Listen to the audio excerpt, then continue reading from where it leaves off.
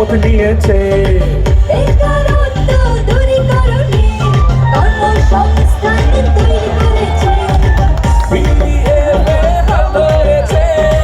যোদ্ধাদের পাশে দাঁড়িয়েছে, আমাদের বিলিয়েছে। বাঁচলে খামারি বাংলাদেশে হবে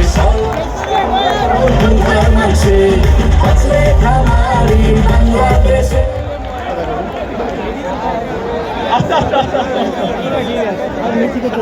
আচ্ছা, একটু আগে আমরা যে পাগলা গরুটা দেখলাম, এইটা বেসিক্যালি বেলজিয়াম ব্লু ছিল, যেটা ওর মায়ের পেটে বাংলাদেশে এসে জন্ম হয়েছে এবং ওইটা বাংলাদেশে একমাত্র বেলজিয়াম ব্লু এ পর্যন্ত।